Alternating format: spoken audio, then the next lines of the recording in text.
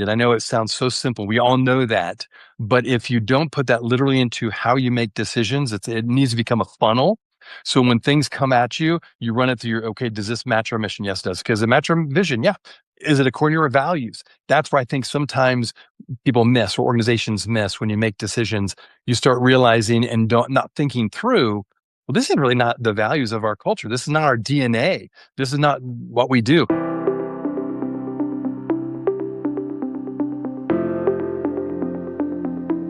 Hi, everyone. I'm Joshua Hoffman and joined with my co host, Alex Garashenko. And today I have Rob Harter, the founder and principal of Rob Harter Coaching and Consulting, a seasoned leadership consultant who empowers mission driven executives to overcome growth barriers, sharpen strategy, and elevate their impact.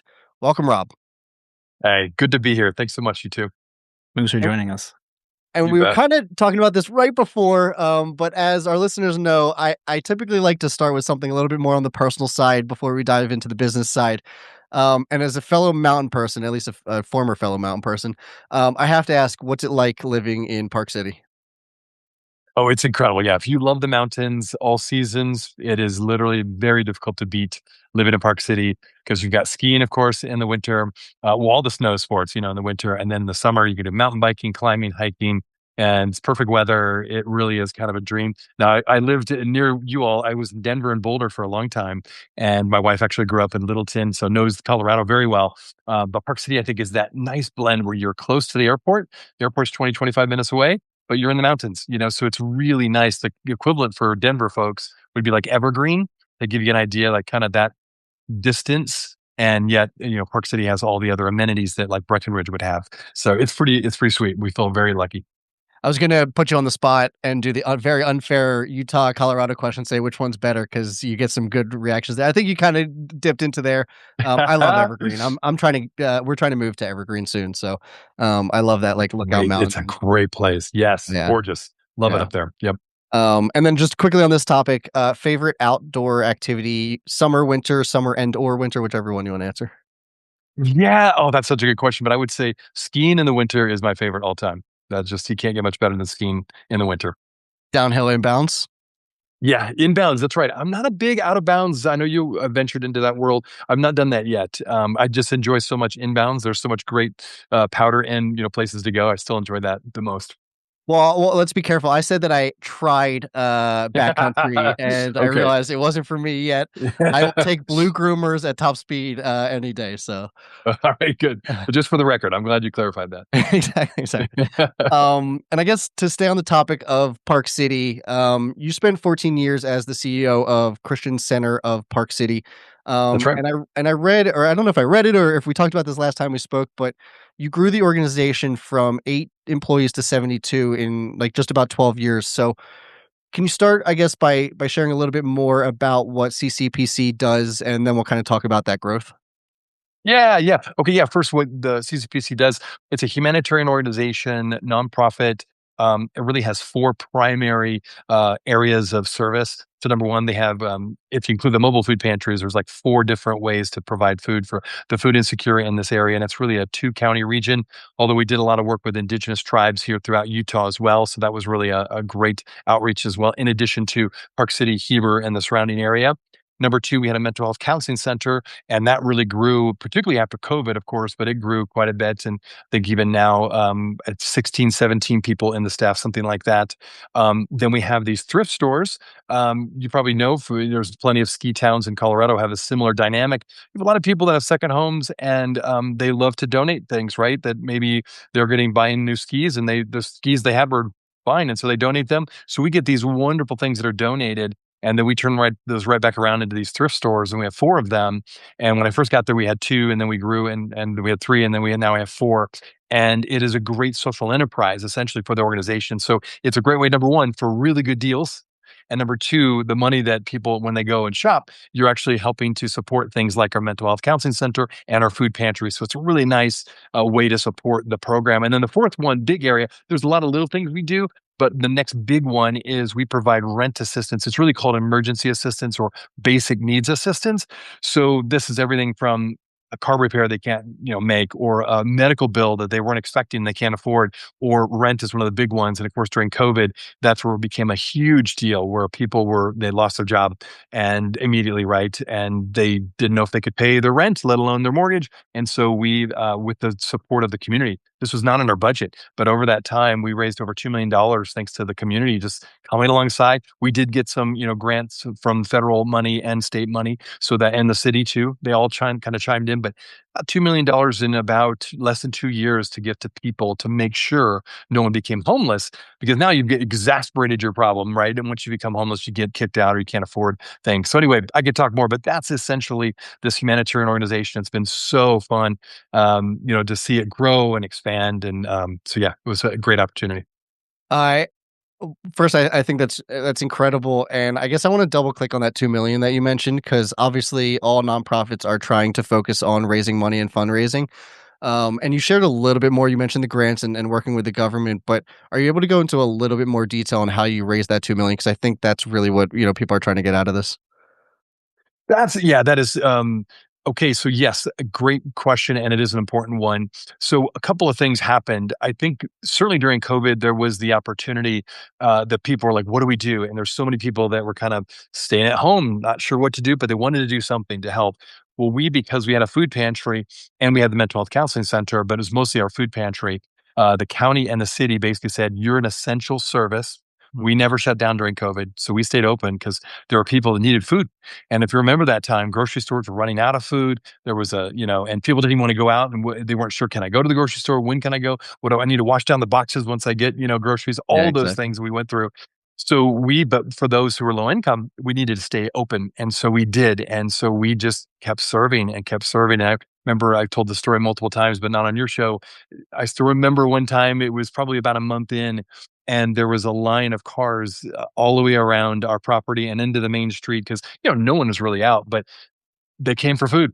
So they would come, they would drive up, and they'd open up the trunk. We'd put the food in their box, separate from them. They'd stay in their car, and then we'd wipe everything down, literally with all antiseptic. Every single time we put something in there, it was a wipe down. Okay, more food, then wipe it down, and then they would just take it home. They'd wipe it down, then take the food out. It was this great system. It was a drive-through system, if you will. So all that to say, we had real tangible everyday experiences. And so I was on multiple Zoom calls with the city, county, other leaders. And then, of course, we used the internet, social media, website, letting people know there's a real need for food. And of course, the mental health need around the community just blew up, right? In terms of people needed to talk to somebody. And so we're able to provide telehealth right away. So people saw right away, you are serving people in the midst of this pandemic. So it was not hard at all to say, hey, we need support. We didn't have this in our budget to serve these many more people. We didn't have this in our budget to provide all this rent assistance. And so really it was a community thing. So it was mostly individual gifts.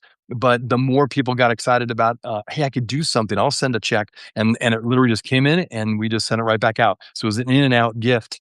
And so the more we were able to report back on that, on who we were helping, who we were serving, and Park City is not that big of a community, even though we have a 2 county region. The word spread pretty quickly, I guess what I'm saying. And so people found out real examples of, oh, that's my friend, or that's my people that normally I employ. Those are the people I can't employ anymore. We had to let them go or temporarily furlough them because there's no work to be had. So they knew that we were helping their helpers and the employees and whatnot. So the money was not hard to ask for, I guess, long story short. And then, of course, there was that federal and state grant money that came through for COVID funds that was fantastic as well. So yeah, so it was a combination of several things, if that helps. Yeah, no, that was perfect, and then I guess the next question that we're gonna get to is how did you guys grow, and really did you see any growing pains? Because what was it? It was 8 to 72. I mean, those are 2 different companies, right? 2 different nonprofits. Yeah. So I wanna dig in a little bit more, but yeah, how did you get to that growth, and then did you Yeah. experience any growing pains? Yeah, absolutely. We actually technically started with 9 staff, and then but we grew just for numbers sake. But yeah, we did grow and just expanded within that 14 years period of time. And it really is something where the way you lead, even say a 10 to 15 member staff, organization is different when you double that to 30. And I remember we just kept going, okay, now we have 30 staff. And I remember you'd wake up, we're like, oh my gosh, we're up 45 staff. And then we pass 50. And once you pass 50, then there's all kinds of like HR policies you got to put into place. And we start really need to specialize on our hires because we had some people that were generalists that were really good at a lot of things. And so once we grew, though, all of a sudden, then some people that were really good at a certain level of our organization weren't quite as good at that next level. And it wasn't because they're bad people and didn't believe in the mission, it just wasn't their skill set. So that was one of the biggest challenges of if you've got the right person who understands the mission, loves the work, but is not in the right position, how do you find another place for them so that you can continue to scale and keep serving people and not get bogged down? Because that's a lot of organizations can't scale that quickly or keep scaling because the wrong people in the wrong jobs and they're not able to adjust quickly or they too quickly just bring a bunch of people in that are professional hires from outside the organization, don't know the DNA, don't know the mission of the organization. They don't add to the culture, the positive part of the culture, and they change the culture too quickly. And all of a sudden, then you lose all the old people and you lose the volunteers that love the organization because it's a whole new culture of the organization and that can be unhealthy. So finding that balance was very difficult, honestly. And it's one of those that doesn't show up on a spreadsheet, but trying to figure out how do we maintain our mission? Let's not have mission drift. How do we create a culture where we can bring new people in from the outside, but keep raising people up from the inside, right? And we had a lot of people that were volunteers that we ended up hiring because they were pretty much so good at what they were doing. Like, hey, would you want to just come on and be part of the staff and be paid? Yeah, let's do this. So that was nice. So we had a good combination between fresh people that could have some specialization, particularly in the areas of HR, which we needed. We needed some real specialization when it came to our financial. We eventually got a CFO before I left, and that was so great. He's still there today and just does such a good job. Like you need some specialists along the way. And then the next one would be communication. That's one of the biggest areas that we had to work on constantly. And honestly, we didn't always do it right. Like we grew so quickly, sometimes communication gaps would happen, right? Maybe the executive team knew exactly what was going on, but then that next level down or two levels down, there was not good communication. So we realized we've got to improve our communication because uh, person over here is a part-time person that works 2 times a week, doesn't know what we're doing, doesn't even know where we're going to this new initiative we have or this strategic plan we just put into place.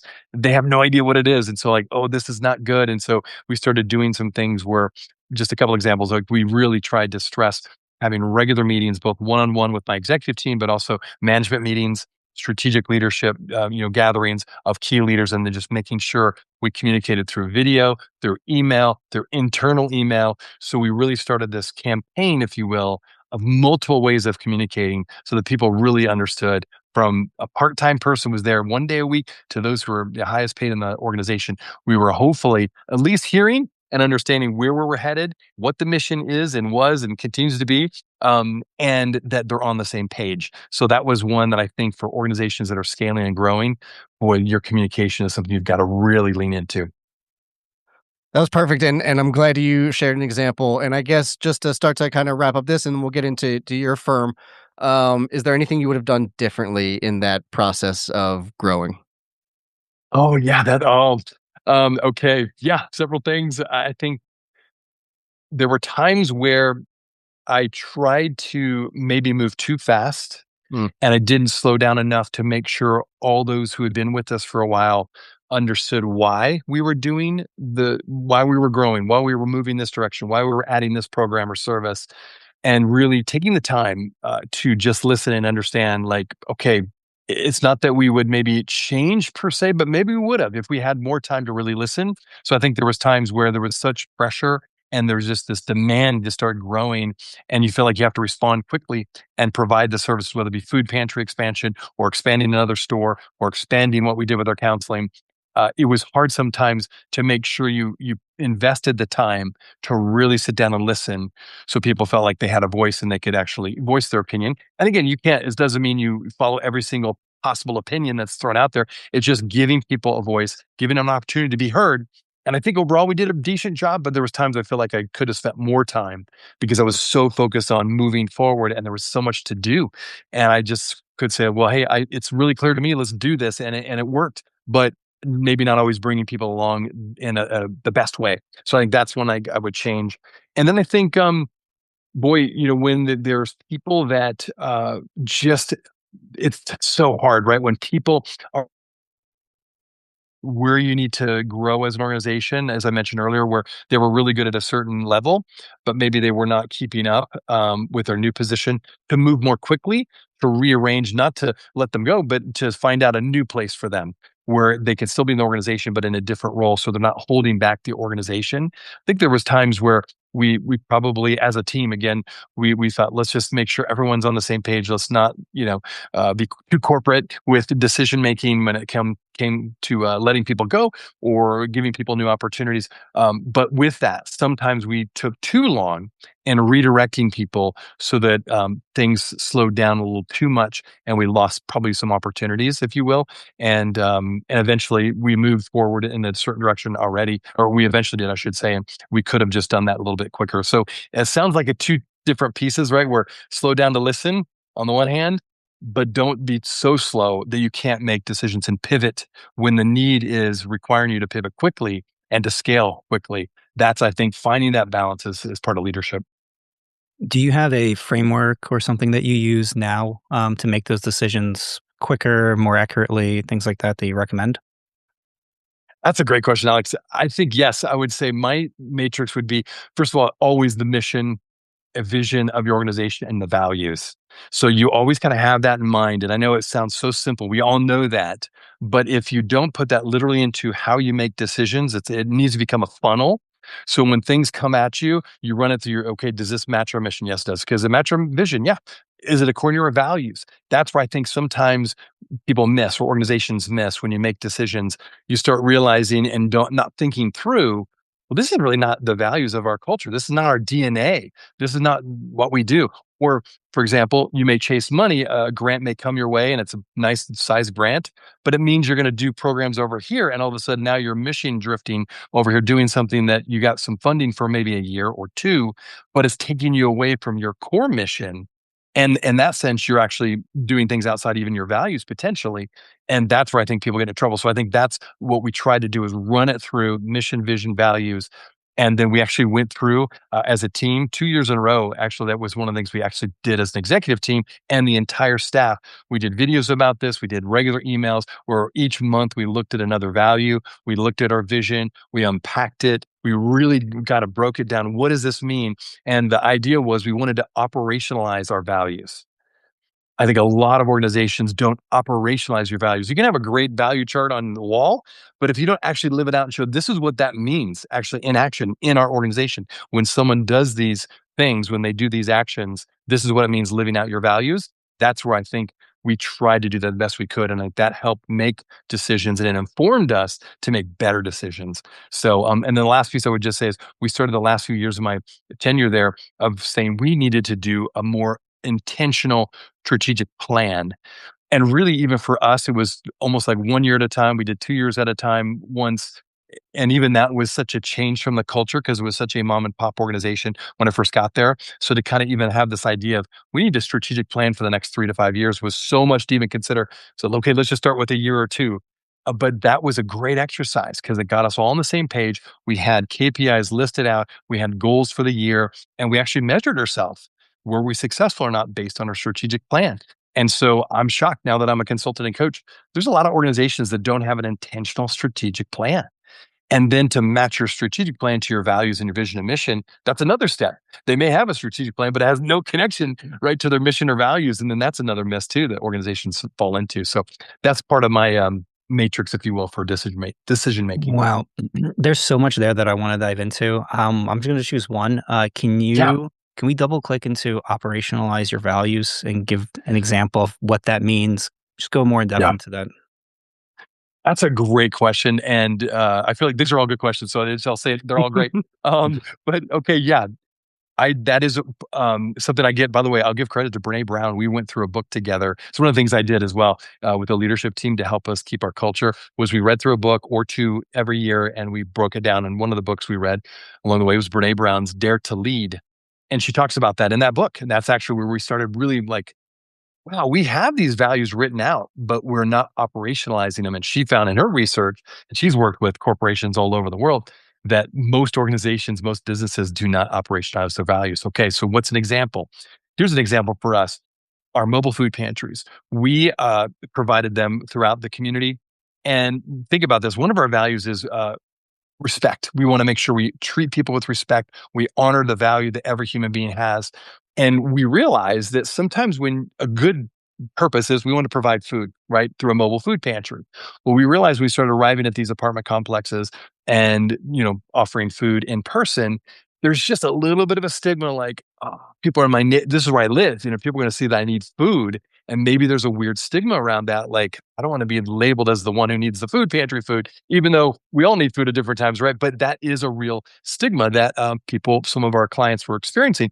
So, okay, let's operationalize our value of respect and treating people with respect. So what we did, and I give credit to Matt Melville at the time was our program manager, and he decided let's really create, basically, for lack of a better term, kind of like a festival, fun, huge barbecue atmosphere, right? So we brought in soccer, little goals. We brought in games. We brought in the little, these blow up characters, right? That come up and down for the kids to be attracted to. So we kind of created this fun experience. Like it's almost like a mini fair coming to the apartment complex. And oh, by the way, we have to have food and you can come get some food if you want. And then we linked up with other community partners. We had the People's Health Clinic that did health screenings. We had a vision clinic for people that needed eye clinic, or eyewear that they couldn't afford. So we started adding to it and creating this atmosphere this is not a stigma issue like, oh, I need some food. No, it's like, this is cool. There's all these really fun things going on. My kids are having a great time. There's these games they can play. I'm getting food. I'm getting a health screening as well.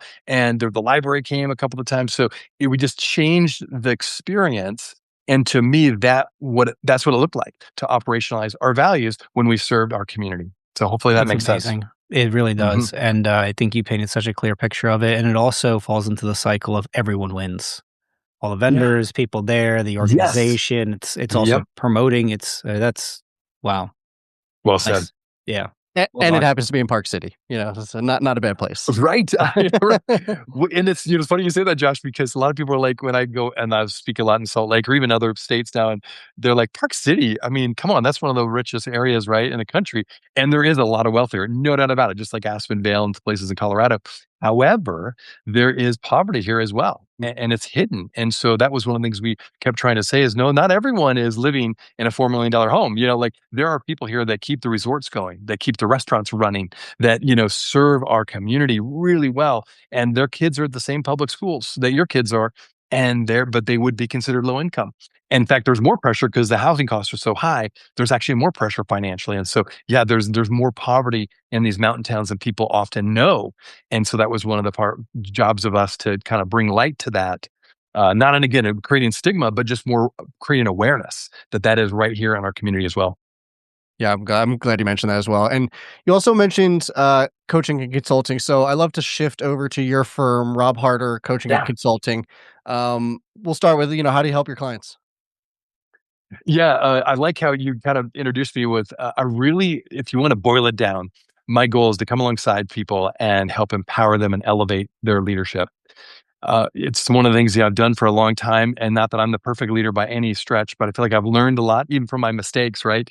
But I do believe that there is power in coming alongside others and coming alongside leaders and providing help and a different idea or a mirror or someone to pull out what's already in them of ideas they have, but maybe they just don't feel like they could live out, these visions that they have in their mind. So just having someone who can be in their corner, ask the right questions, maybe present some ideas, provide books or tools for them to help create strategies for them to actually grow personally and to grow their organization. So that's really what I do at the end of the day is, and I'll say this one other piece, not only do I want to help you elevate your leadership, I'm a big believer that every organization, it either rises or falls based on their leadership.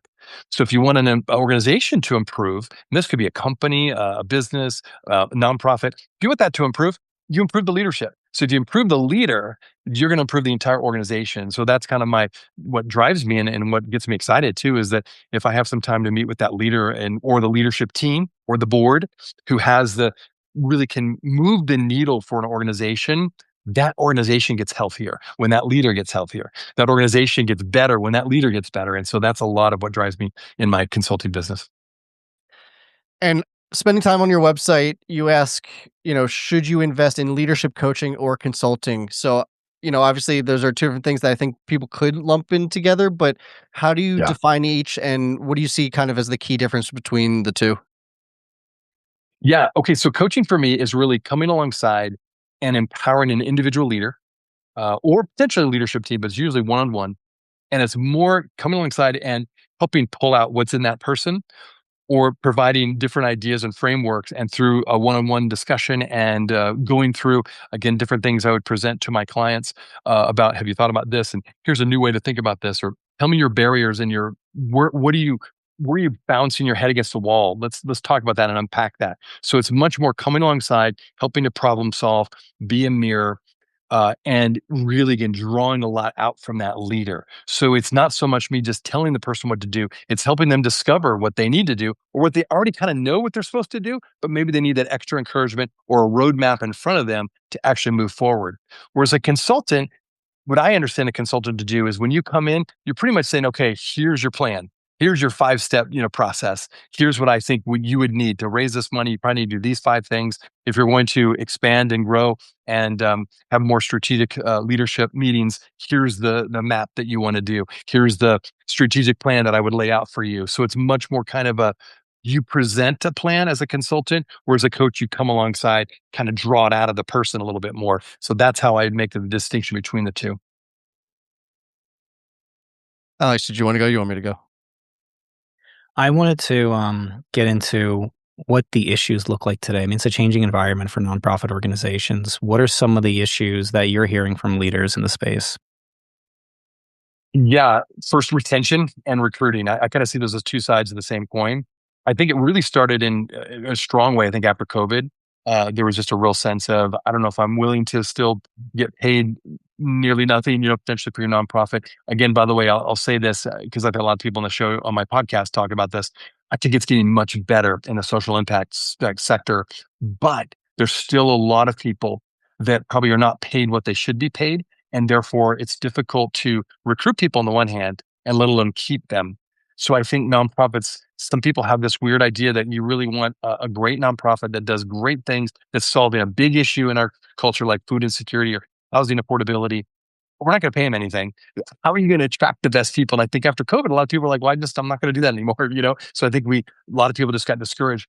But also there's been studies done that even people currently in their social impact job or nonprofit job they are saying to, their leaders and to their experience, they're thinking, okay, I don't want just a job that pays the bills. The reason I'm in the nonprofit sector is because I want to be really mission driven in my work and I want to find value in that. And so I think one of the big issues, again, for when it comes to both recruiting and retention, is making sure they understand that the culture they're a part of, people want to be part of healthy cultures, right? So if you don't have a healthy culture, even if the mission's really good, people won't stay.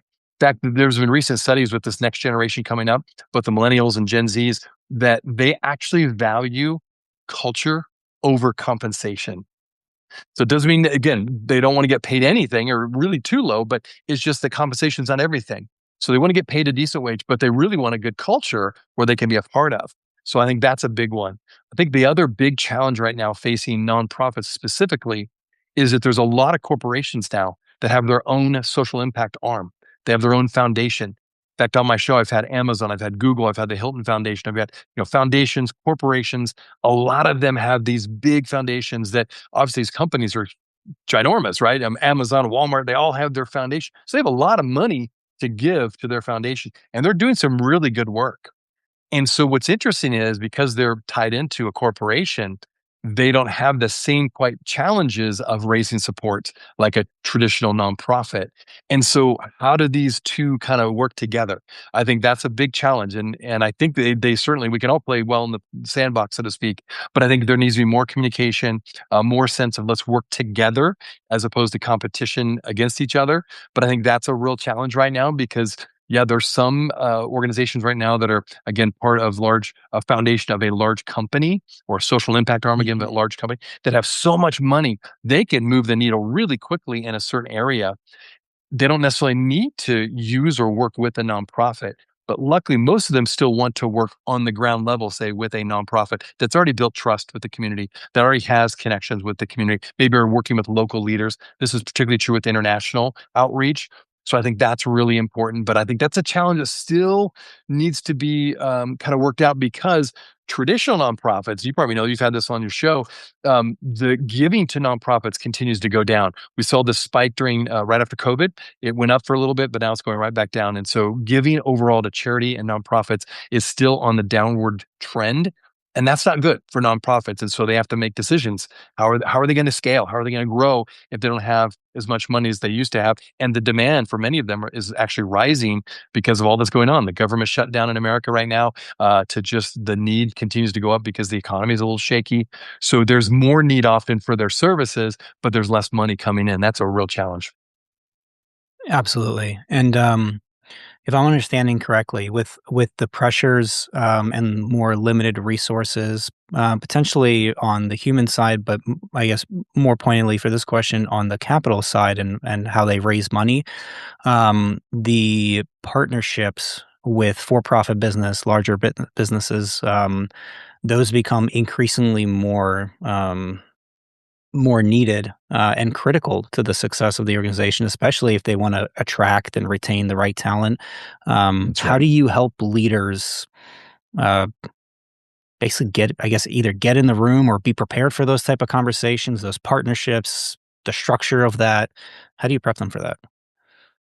Well, yeah, I've had some people on the show that actually are part of these corporate foundations, right? And they have actually asked that exact question. And what they tell me, and so I will pass that on because I think it's really good advice, is when it comes to corporate donors, and let alone this is the same for state, government, federal government, and local government. It's all about relationships.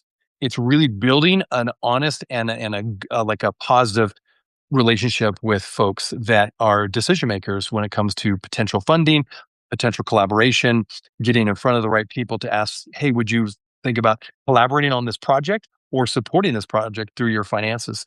So I think that relationship starts the whole process. So if you just only go to corporate partners, or if corporate, foundations just go to nonprofits and it's just a money transaction, it's not going to go very far. It may do a short term good, but it's not going to be a long term solution. It won't be sustainable. So there needs to be partnership both ways. There needs to be a relationship going both directions. So I think that's probably the biggest advice I would give to both the corporate side as well as the nonprofit side, is develop those relationships. Don't just come with your hand out. If you're a nonprofit leader, come with a solution or idea or suggestion, or, hey, give us some advice. I tell that to nonprofit leaders a lot. Come and ask for advice. Tell me, what would be like. I did this with our mayor, our city council, and I recommend people do this in your city, local community, for example, when it comes to local government. And say you have a nonprofit that provides, again, we'll say a food pantry. Meet with the local leadership and say, what are some of the needs that are not being met yet? Are there some gaps in our service area that right now government doesn't have the money or have the scope to do it? And maybe a nonprofit, if we had enough support, could actually meet that need.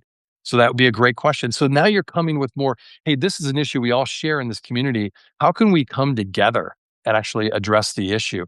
As opposed to, hey, I know you've got a little extra money in your budget. Can you give me some money for a food pantry? It's just the approach, and really coming at it with much more of a broader perspective than just, I need money for my nonprofit, right? Or the corporate coming and saying, I just need a partner because I've got to check that box on my foundation list. It's like, let's really come together and look at these issues and what can we do together collaboratively, because overall, when that has happened, and I've had multiple cases of people on my show that they've had some real success of bringing together government, for-profit, and nonprofits together to deal with really big issues in their city or their community or their country internationally, and has had great results. But it really starts with that relationship and that collaboration building. Mm, that's really interesting, right? Because the organization has a mission, but it's not necessarily tied into these are the only solutions that we provide. So opening the floor for those type of questions, um, that brings in potentially a whole nother line of where they can add value, bring in support, and have that collaboration. I love that. Um, Yeah. have you seen challenges in the space where this- you have to be fairly lean in a nonprofit to use resources in the most sustainable way so you get the most out. And unfortunately, sometimes that happens with not paying enough to the people that are part of the nonprofit. So let's assume that we find a way to do that, and now we're looking for other problems that we can help solve. How would you help and you've experienced this in the examples in your what you've done before. Um, how do you prepare the nonprofit for that kind of like flexibility and ability to grow into a challenge that you're facing? I loved the examples you gave with the food pantries that you set up, and um, the centers and the thrift stores. That's a completely different mindset for a leader to be able to address a problem head on and now Mhm. take that and change the organization to Yeah. fit those needs. How do you prepare leadership Mhm. for that? That's a big change.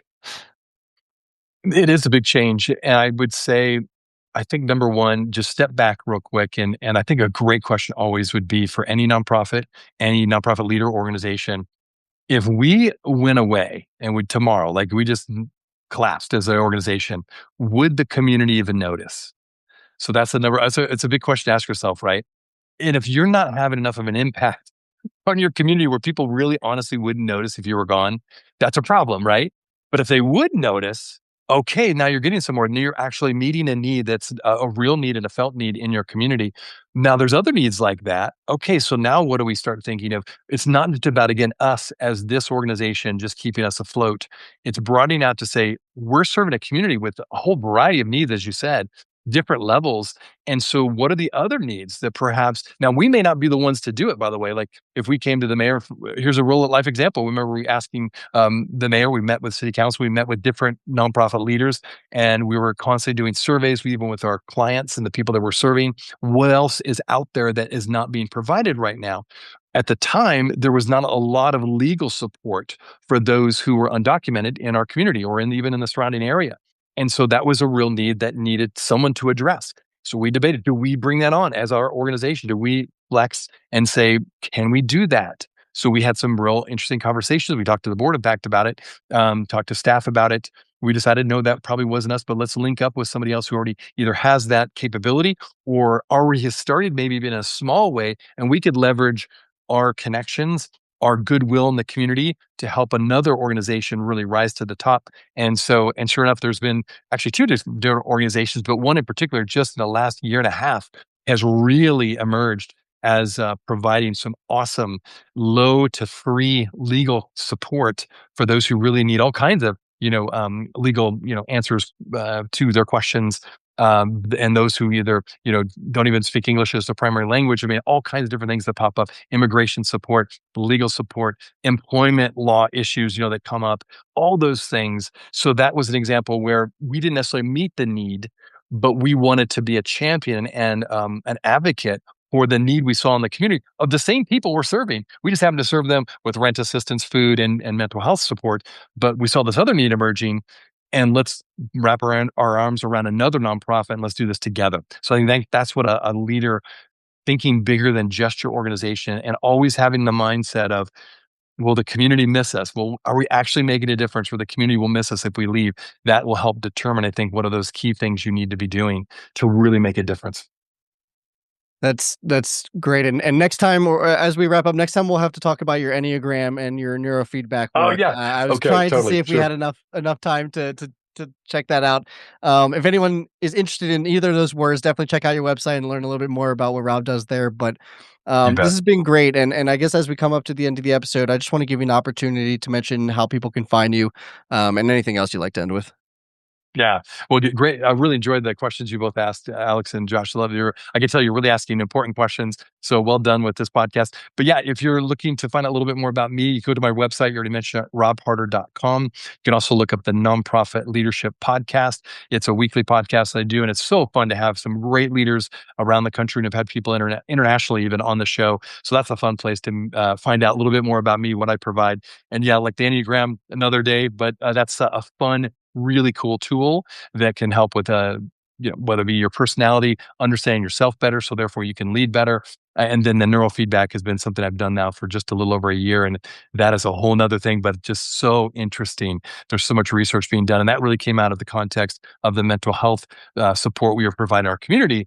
And that was a great opportunity to expand a little bit of my own experience in that and provide that. And we have now 5 different people trained at the organization I've been working Wow. at that provide it. So it's been a great thing. More about that on the next episode with you. Yeah. Hopefully. Sounds good. No, thank you so much for coming on the show. This has been great. I know we're in the kind of early stages for this show, and I think this has been a great episode and a great episode to kind of throw in the beginning. So thank you so much. Absolutely. Great being here and great questions.